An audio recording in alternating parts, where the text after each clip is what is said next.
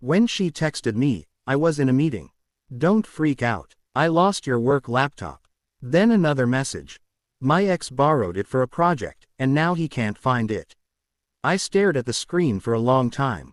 Not because I was surprised, but because I wasn't. No problem, I typed back. I'll handle it. That was the moment she should have realized something was about to end. We'd been married 5 years. She used to tell me I was too calm, that nothing ever rattled me. I think that's why she felt safe enough to lie. She liked that I never raised my voice, that when she tested my patience, I just watched her, quiet, still. She mistook composure for weakness. When I bought the new work laptop, I logged it into a system only I could access. It was company property, encrypted, traceable, insured. I'd even told her once, if anyone outside the company touches it, that's a felony. She laughed, said I was paranoid. So when she said her ex had borrowed it, I knew 2 things instantly. 1. She'd given it to him willingly. 2. This wasn't the first time they'd been in contact. I didn't confront her, not yet. People reveal more when they believe they've gotten away with something. That night, she was uncharacteristically affectionate. Guilt makes people generous. Her eyes darted too often, her laugh came too quick. She asked, "You're not mad, right?" I kissed her forehead. Not at all. She went to bed smiling. I stayed up. It took only minutes to access the network log. The laptop had been online 2 hours before her text, at his apartment. IP address confirmed it. Then it went dark, wiped. Amateurs always think deleting is enough. But the company's security system creates ghost copies. Invisible logs sync to the cloud every 60 seconds. Every file he opened, every message he read, every folder he tried to copy, all of it recorded. He'd accessed confidential client data. That made it a federal-level breach. The next morning, I reported it. Provided screenshots, timestamps, access paths, everything. Compliance took over. The incident became official. From that point, it was out of my hands, but not out of my control. I made one more call, to a friend in law enforcement. Quiet, efficient, and someone who owed me a favor. He agreed to flag the case for priority review. 2 days later, her ex's name appeared on a file labeled data misuse and unauthorized access.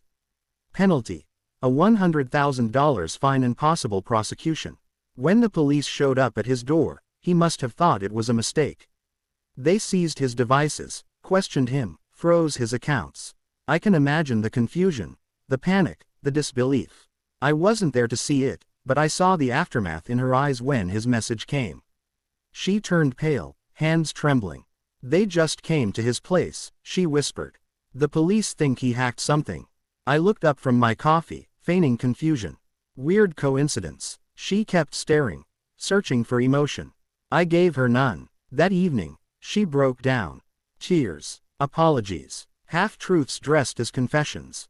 She said she'd only lent it for a small freelance job, that she didn't think it mattered, that she just didn't want me angry. I let her talk. Every word she spoke tightened her own noose. Then she said, he could go to jail. They're calling it corporate espionage or something. What if he blames me? I finally looked at her, really looked. All the fake innocence gone. Then he'll be telling the truth, I said quietly. She froze. That was the moment she realized I knew everything. Later that night, she locked herself in the bathroom and texted me, "What did you do?" I stared at the message. I considered telling her how I'd reported the breach, made sure the evidence pointed squarely at her ex, how I'd included just enough in the report to suggest her indirect involvement if she ever tried to defend him. She wasn't named, not officially, but the implication was there. Now she was tied to a man under federal investigation. Instead, I replied, "I handled it." The following weeks were quiet. She barely spoke. Her phone calls were hushed. I watched the panic eat her alive. She didn't know how much I'd done, or how deep it went. That uncertainty was the punishment. One night, she asked, "Do you hate me?" I told her the truth. "No, I just stopped believing in you." That hurt more than shouting ever could. A month later, she moved out, said she needed space. I didn't stop her. Her ex sold his car to pay part of the fine. His employer dropped him for reputational reasons.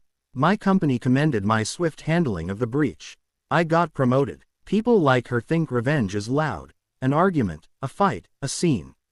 It's not. It's quiet, precise, administrative. You don't destroy them with rage. You let the system do it for you.